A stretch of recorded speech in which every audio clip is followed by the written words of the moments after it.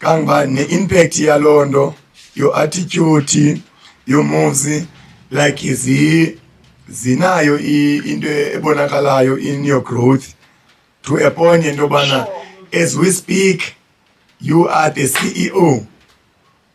Yeah.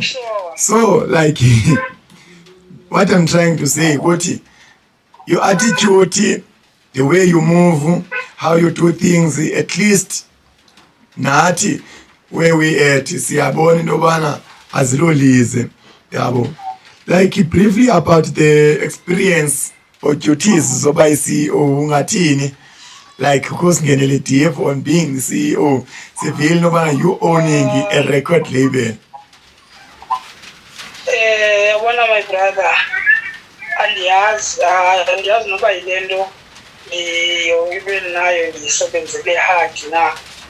Mna ndathi ndofumana i-equipment azange ndiyoxuke loo nto into yoba ndibeyisidinga because ndiinvestile ndikhona kwa i-energy yam ndiyifake yonke mna kwi-hip hop anayo into endilunga. Yeah.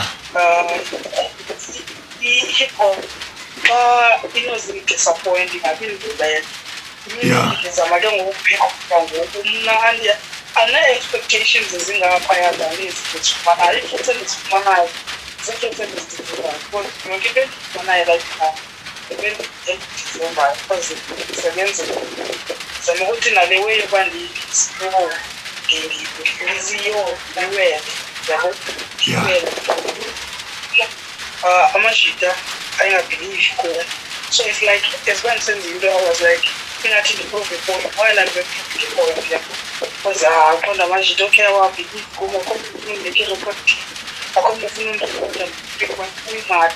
So bandinceda ngalo ndlela ndawuba ndifundisa uzimela uzikhombela ube nento zakho. So mna